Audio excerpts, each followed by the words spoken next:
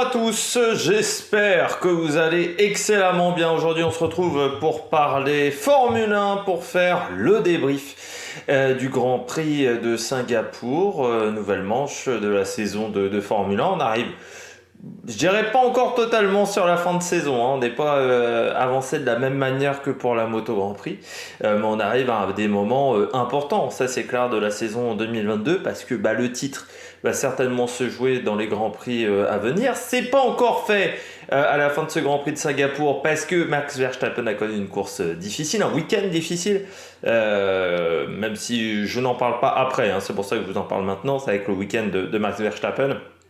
Abandon sur la course, abandon, problème technique pardon sur la qualification. La course n'a pas été simple non plus, où il a eu cet énorme blocage de frein, et ça lui a coûté un petit peu de temps dans la remontée, mais de toute manière c'était très compliqué de remonter sur ce Grand Prix à partir du moment où il y avait une trajectoire sèche. Le reste de la pile était très humide, donc c'était quasiment impossible de dépasser, et ça a été l'un des problèmes de cette course. N'hésitez pas à vous abonner à la chaîne, à réagir dans les commentaires, à mettre un pouce bleu, à partager la vidéo sur les réseaux sociaux, notamment auprès de vos proches si vous pensez que ça peut les intéresser. N'hésitez pas à aller voir TikTok, n'hésitez pas à aller voir Spotify et certainement d'autres plateformes bientôt pour EPS 2.0. Il y aura normalement un nouveau numéro vendredi ou samedi. On parlera normalement de Valentino Rossi, on parlera MotoGP. Voilà, ça sera sur un Grand Prix en 2004. Important dans la carrière de Valentino Rossi. Qui sera en gratuit, mais ça on y reviendra sur le modèle économique de PS 2.0. Peut-être que j'en parlerai dans une vidéo si j'ai le temps. Sinon vous en apercevrez que certainement on va abandonner l'idée de l'abonnement. On fera différemment, et qu'on activera également quelque chose sur YouTube, mais j'en parlerai peut-être dans une vidéo jeudi, vendredi si j'ai le temps là encore. On commence tout de suite, et puis n'hésitez pas à regarder également TikTok. On a fait quelques débriefs de la Crow Race, on fait quelques débriefs de temps en temps de courses. Quand on a le temps aussi du côté de TikTok, et puis n'hésitez pas à aller vous abonner à la chaîne, bien entendu c'est très important, à rajouter la petite cloche, comme ça vous pouvez voir les dernières vidéos qui sortent sur la chaîne. Ce Grand Prix de Singapour, alors c'est pas le Grand Prix du siècle, ça c'est clair et net. Les qualifications étaient intéressantes, le début de Grand Prix a été intéressant, la phase de départ a été intéressante parce que très compliqué pour certains pilotes. Grosso modo, les pilotes 1, 3, 5 ont eu du mal pas sur la phase de décollage, même précisément, plutôt sur le moment où il fallait passer la deuxième et la troisième. Où là ça a été compliqué, c'est là où ils se font tous dépasser et avoir par les pilotes qui étaient 2, 4, 6 de l'autre côté.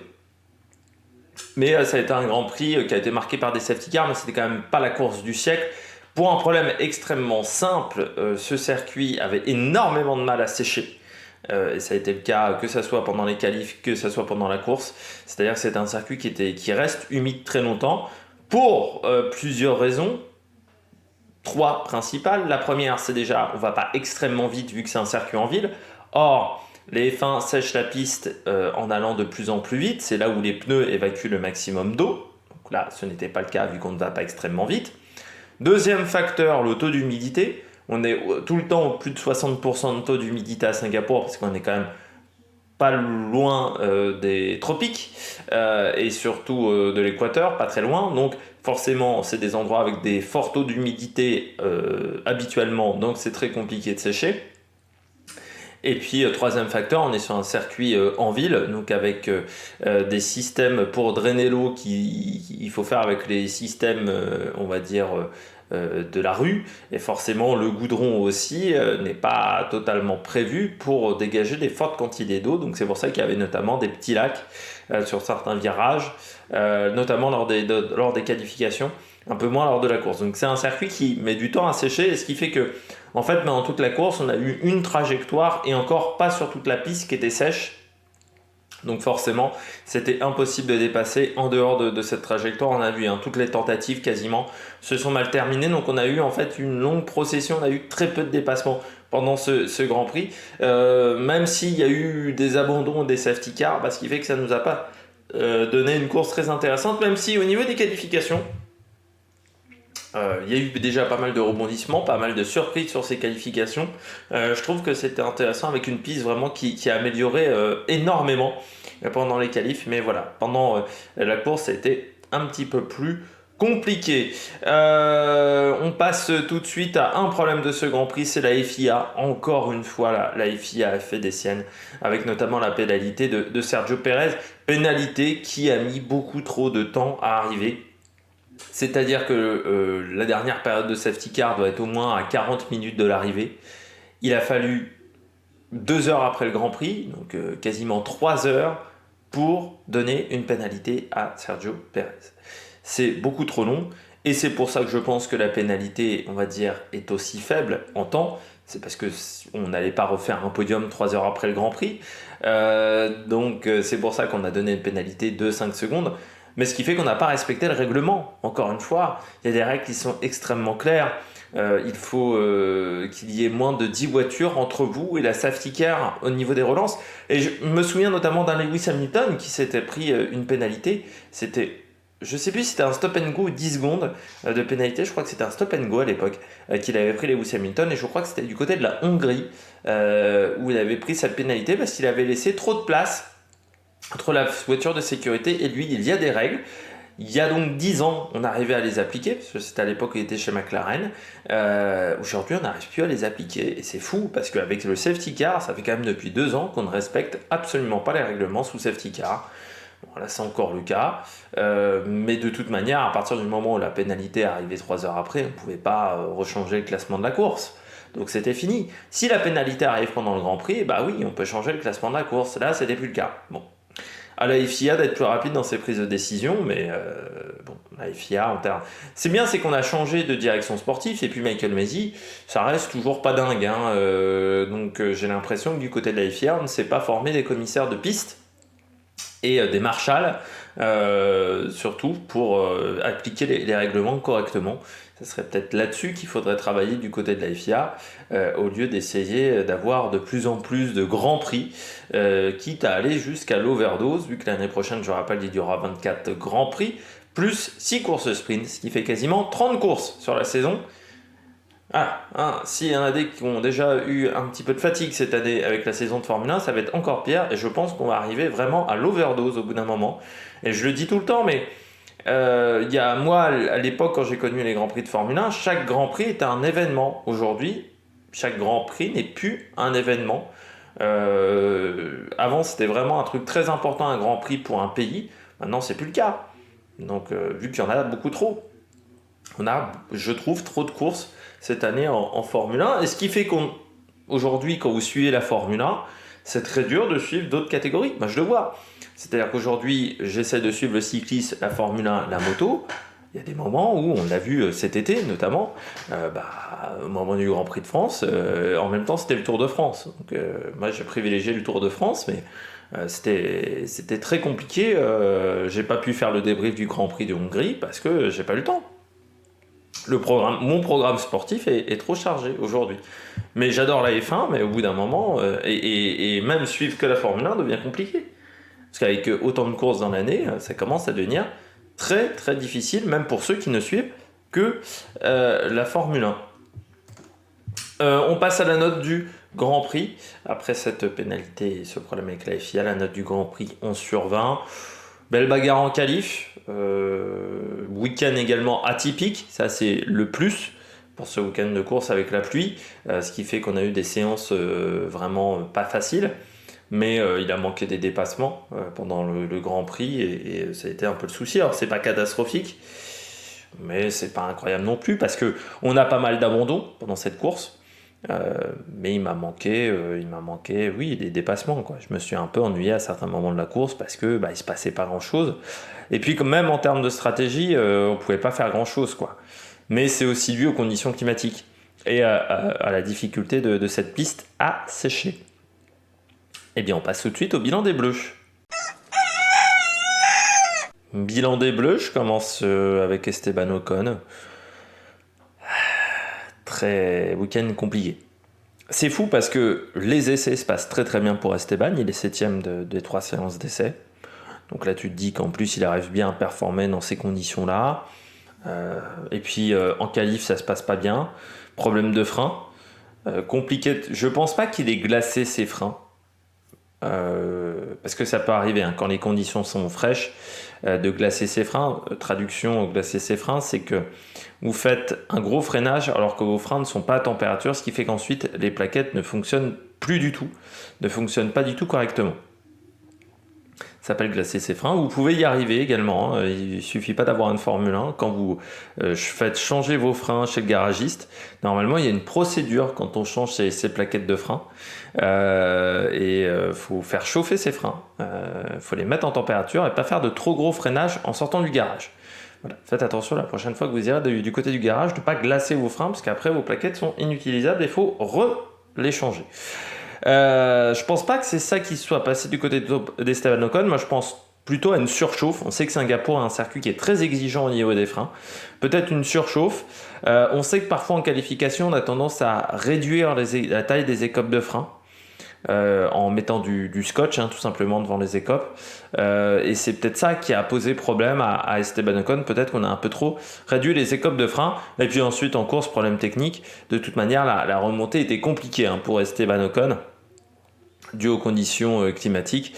Pareil pour Fernando Alonso, problème mécanique, peut-être un problème de pompe à eau encore pour Fernando Alonso. Pour Esteban Ocon, non, ça s'appelle une salade de bielle. Une belle salade de bielle, parce que celle-là, elle a été très, très, très bien réalisée. Le moteur a complètement explosé. Encore une fois, les gros problèmes de fiabilité d'Alpine cette saison. C'est bien de vouloir améliorer le moteur. C'est mieux quand il y a la fiabilité qui va avec. C'est vrai que cette année, ils ont pris beaucoup de risques au niveau du moteur. Beaucoup de risques, mais qui ne leur permet pas d'être largement au-dessus de la concurrence non plus en termes de performance moteur. Et en plus, vous avez d'innombrables problèmes de fiabilité qui pourraient leur coûter la 4e place. Ces problèmes de fiabilité, car pas de chance pour eux en plus, et McLaren a fait un très très bon week-end, alors que eux ils font 0 pointé, ce qui fait qu'au championnat du monde par équipe, du championnat du monde constructeur, ils repassent derrière McLaren, alors qu'ils avaient amassé vraiment pas mal d'avance. Donc c'est dommage ce 0 pointé, c'est double, ça fait 2 grands prix en plus qu'il faut 0 pointé du côté de chez Alpine. Et puis il y a toujours ces gros problèmes de fiabilité, et puis je pense que ça veut dire qu'il va y avoir des pénalités pour Esteban, certainement lors de la prochaine course. Il devrait partir loin sur la grille de départ, donc pas forcément l'idéal pour Esteban Ocon, et peut-être pareil pour Fernando Alonso, donc ça risque d'être encore un week-end compliqué du côté du Grand Prix du Japon à Suzuka, qui aura lieu le week-end prochain. Le Grand Prix du Japon du 7 au 9 octobre. Ça s'enchaîne en ce moment les courses du côté de la Formule 1. On poursuit avec Pierre Gasly. C'est dommage pour Pierre. Le week-end c'est compliqué parce que le début de week-end est difficile. Encore une fois, le vendredi, un manque de rythme. Ce qui est souvent le cas du côté de Pierre Gasly, des débuts de week-end qui sont rarement bons. Je ne sais pas s'ils font du bon travail au simulateur chez AlphaTauri, parce que je trouve que ils ont souvent une grosse progression pendant le week-end. Qui dit grosse progression dit que on change pas mal de choses sur la voiture. Si on change pas mal de choses sur la voiture, c'est qu'on n'arrive pas très bien préparé en début de week-end. Donc j'ai des doutes sur la qualité de leur simulateur du côté de Pierre Gasly et du côté d'AlphaTauri. Donc des beaux week-ends compliqués. Ensuite, ils arrivent à vraiment bien faire évoluer la voiture. Ben Khalif, il fait 7ème. Donc ça, c'est quand même une belle qualification. Pas de pot pour lui, il démarre côté impair. Donc côté qui démarre un peu moins bien pour Pierre Gasly. Mais je dirais qu'il s'en sort bien en début de course. Le problème pour Pierre Gasly, c'est qu'ils se sont arrêtés un peu tôt, c'est-à-dire avant le safety car. Et ce qui fait que l'undercut n'a absolument pas marché pendant ce Grand Prix de Singapour. Et il se retrouve à perdre des positions à cause de cet arrêt au stand. Surtout que l'arrêt ne se passe pas très bien du côté de Pierre Gasly. C'est pas un arrêt parfait. Donc ce qui fait que ça coûte, ça leur coûte cher. C'est ce temps perdu lors de l'arrêt au stand. Plus cet arrêt au stand qui se déroule au mauvais moment. C'est pas l'idéal pour AlphaTauri. Pierre Gasly qui quand même continue de performer mieux que Tsunoda, parce qu'on aurait pu avoir des doutes avec les discussions avec Alpine. Il y a beaucoup de discussions en ce moment qui sont en cours. Parfois, ça fait que le pilote, voilà, il a un peu la tête ailleurs, hein, il a un peu la tête sur son avenir, sur comment ça va se passer l'année prochaine du côté de la Formule 1. Donc c'est pas forcément l'idéal pour un pilote qui se retrouve à devoir réfléchir à autre chose que le pilotage. Mais du côté de Pierre Gasly, ça n'a pas l'air de trop l'atteindre pour le moment. C'est vrai que lui, il est, on va dire, un peu dans une situation idéale. C'est-à-dire qu'il a presque sa place assurée. Pour le moment, il a toujours une année de contrat avec Red Bull. Donc, ce qui fait que la situation est presque idéale pour lui. Et bon, il y a Alpine qui le courtise, même si j'en ai parlé plusieurs fois que pour moi, le fait de rejoindre Alpine avec 2 pilotes français, je ne pense pas que ça soit une bonne solution. J'en avais déjà parlé dans des vidéos précédentes. Mais du côté de Alpine, enfin du côté de Pierre Gasly, la situation est plutôt idéale pour lui. En termes de performance, ça se passe plutôt pas trop mal, surtout que c'était pas forcément le circuit idéal pour AlphaTauri. Ils n'ont pas été très performants sur les circuits avec des passages lents, donc ils s'en sortent plutôt bien ce week-end avec les points de la 10e place, même si encore une fois, si ça s'était mieux goupillé en termes de stratégie, eh bien ils auraient pu performer beaucoup mieux. On passe tout de suite au pilote au top. Du côté des pilotes au top, je commence avec Sergio Pérez, le pilote Red Bull. Week-end plutôt très bien maîtrisé. Il a su profiter aussi du fait que son chef de file, son leader, Max Verstappen, a eu des petits soucis pendant le week-end, des problèmes mécaniques lors des qualifications, des problèmes, des difficultés à remonter lors du Grand Prix. Et puis ensuite, Pérez, il a fait un bon départ. Il a profité de la meilleure adhérence à l'intérieur de la piste qu'à l'extérieur. Et puis après, il a résisté à la pression de Charles Leclerc, parce que Charles Leclerc lui a mis une énorme pression à un moment pendant le Grand Prix, quand il restait une trentaine entre 30 et 20 minutes. Vraiment, Leclerc attaquait, mais Leclerc n'a jamais trouvé la solution pour dépasser. Et puis après, Sergio Pérez n'a pas fait d'erreur pendant cette course. Donc vraiment un bon week-end pour Sergio Pérez. Il prouve qu'il aime bien les circuits en ville.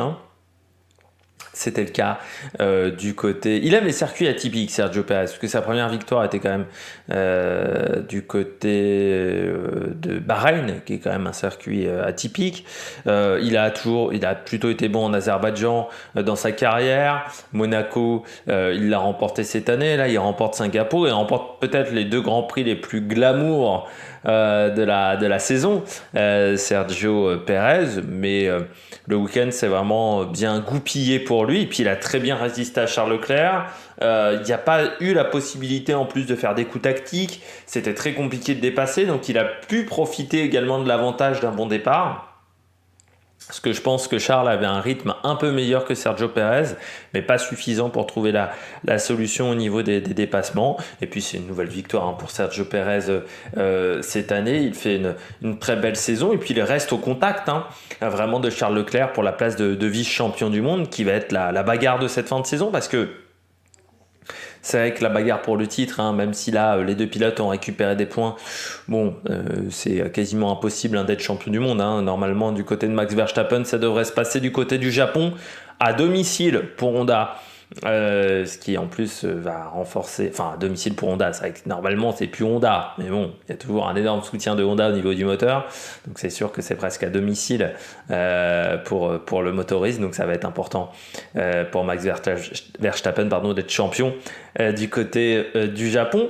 Et du côté de Sergio Pérez, il est toujours à la lutte avec Charles Leclerc pour le titre de vice-champion du monde. Et puis ça fait du bien également cette victoire sur cette deuxième partie de saison, parce qu'il l'avait dit, c'est vrai que la voiture lui convient un peu moins bien qu'en début de saison, parce qu'on l'a mise au point pour Max Verstappen, et que Max Verstappen a pilotage assez atypique.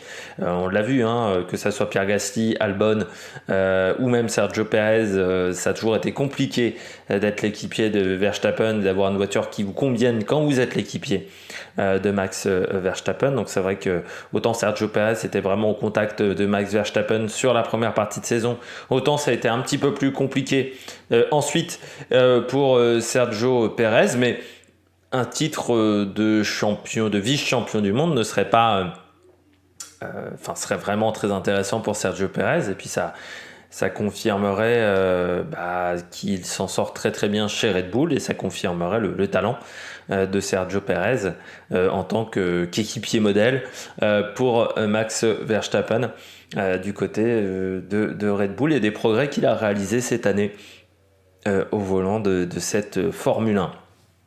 Deuxième pilote au top, c'est celui qui est juste derrière lui au classement de ce Grand Prix, c'est Charles Leclerc.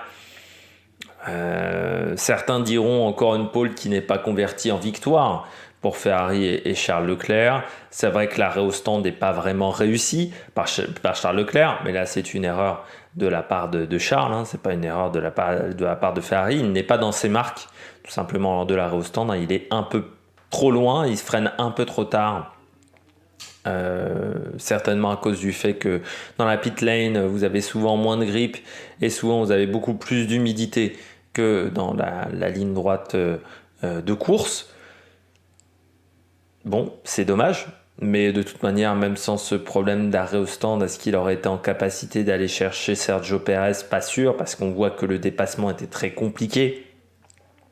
Alors certes, il serait resté au contact il serait revenu au contact de Sergio Perez beaucoup plus facilement, mais la différence de rythme, elle n'était pas suffisamment bonne, je pense, pour que Charles Leclerc puisse aller chercher la victoire.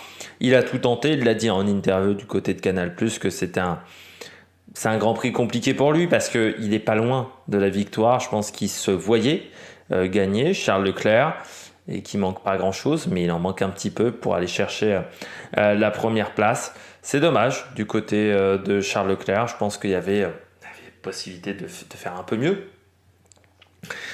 du côté de Charles. Voilà, il lui manque quelques. Je sais, c'est un peu de rythme, mais en même temps, il fallait, je pense, au moins avoir une seconde d'écart, quoi, avec Perez. Donc c'est compliqué d'aller chercher cette seconde-là avec Perez. Je pense que vraiment Perez avait pas mal d'atouts dans sa manche sur ce week-end de course, c'est-à-dire le fait d'avoir un circuit qui, hors trajectoire, ne sèche pas, d'avoir quand même une voiture performante, de ne pas être obligé de protéger son chef de file. Je pense que c'était vraiment un avantage d'être sur un circuit où c'est compliqué de dépasser déjà en temps normal. Je pense que pour Leclerc, il est juste tombé sur un peu plus fort que lui. Un peu plus fort que lui, sur un pilote qui a su mieux exploiter cette piste que lui, qui a su mieux exploiter les qualités de sa voiture, les qualités de son début de course que Charles Leclerc. Voilà. Il faudra retenter du côté du Japon et des États-Unis pour aller chercher la victoire pour Charles Leclerc, vu que maintenant l'objectif c'est surtout d'aller chercher des victoires, d'aller chercher cette place de vice-champion du monde du côté du championnat du monde constructeur, du championnat du monde pilote. On passe à McLaren, la bonne opération ce week-end pour McLaren qui reprend la 4e place à Alpine.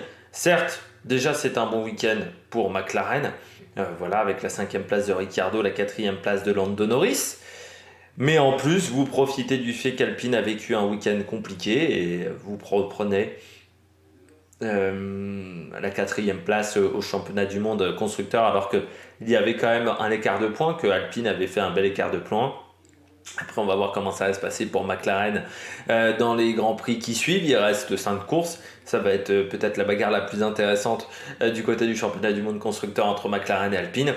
Lando Norris, toujours performant. C'est un pilote qui arrive toujours à s'en sortir, Lando Norris. On voit une très très belle régularité dans le top 8 pour Lando Norris. Et puis Ricciardo, alors certes il y avait un écart de performance par rapport à Lando Norris, il est toujours là l'écart de performance, mais il s'en sort bien avec cette 5e place. Pourtant C'était pas le week-end idéal pour la McLaren. On l'a vu, la Q1 est vraiment très laborieuse pour McLaren.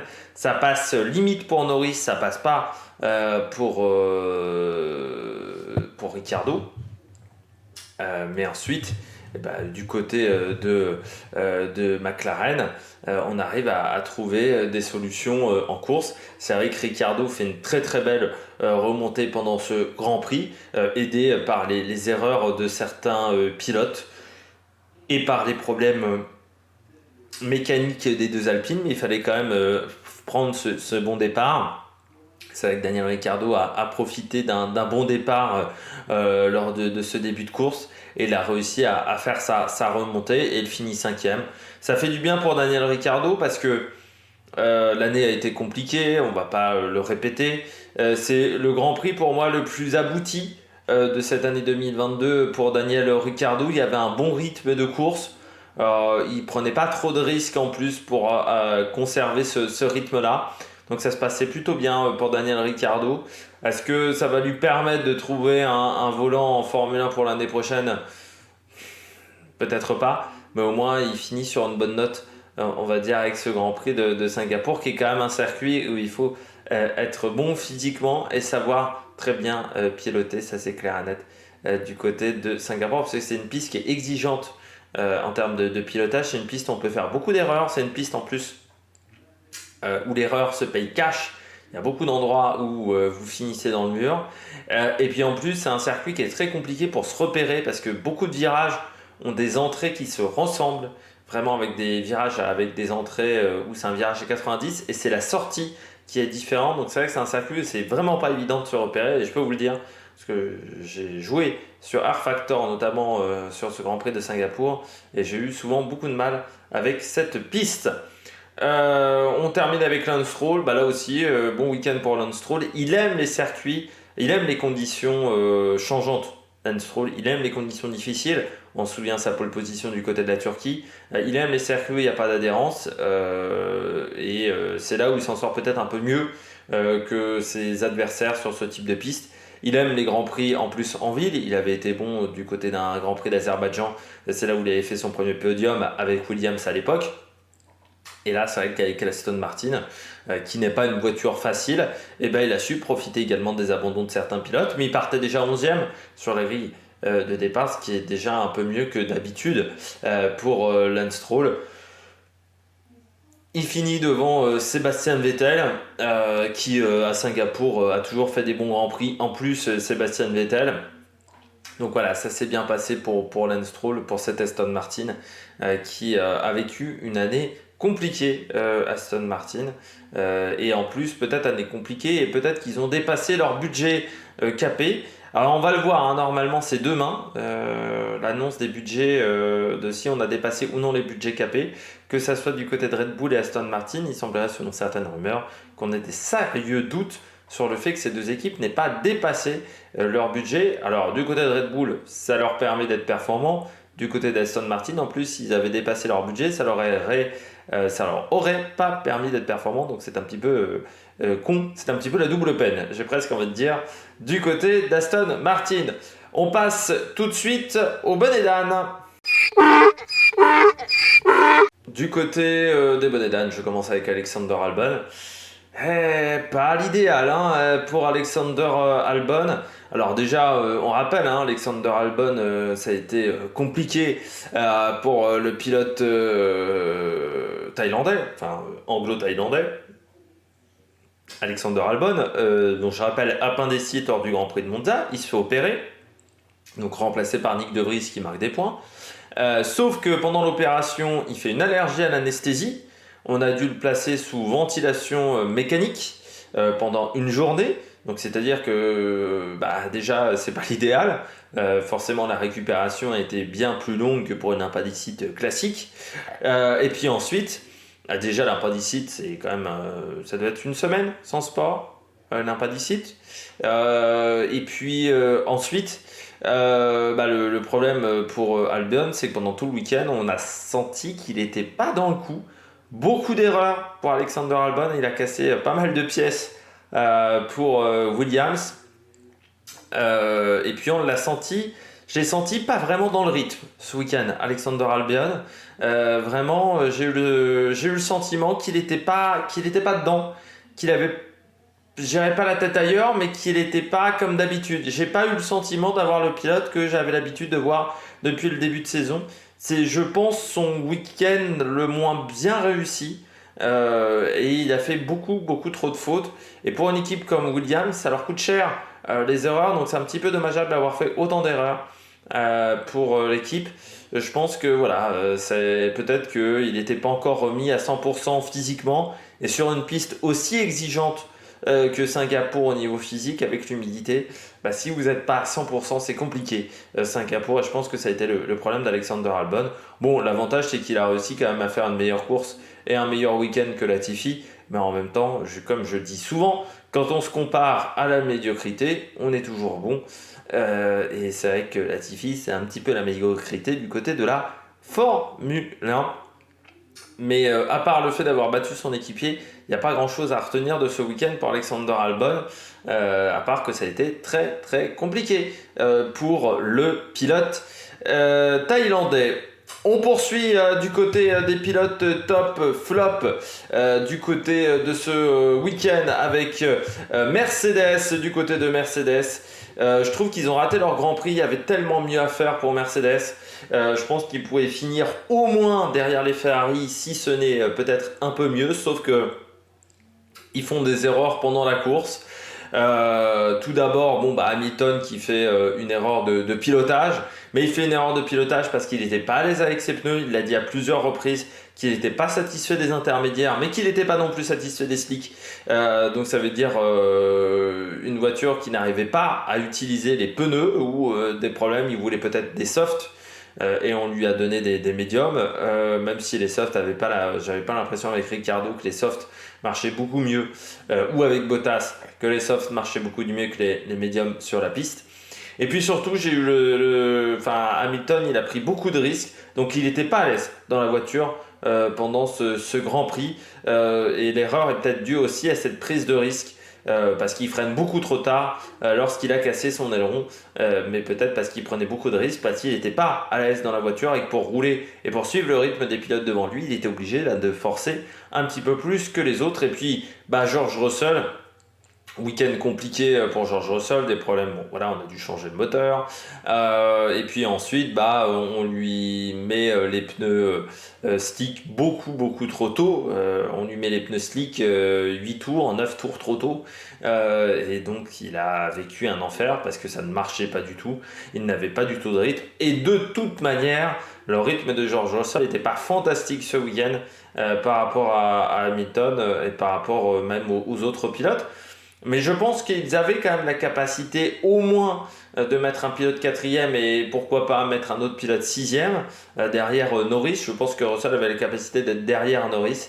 Sauf que en faisant toutes ces erreurs stratégiques, cette prise de risque trop importante, certes il joue peut-être plus la victoire pour le titre constructeur ou pour le titre pilote, mais il jouait toujours la deuxième place. Sauf que vu les erreurs qu'ils ont commises et vu le peu de points qu'ils ont accumulés ce week-end, la deuxième place, ça commence à être compliqué à aller chercher par rapport à Ferrari. Donc c'est dommage du côté de Mercedes d'avoir fait autant d'erreurs. C'est rare qu'on fasse autant d'erreurs stratégiques, autant d'erreurs dans un week-end pour Mercedes, mais on a bien senti que on trouvait pas la solution.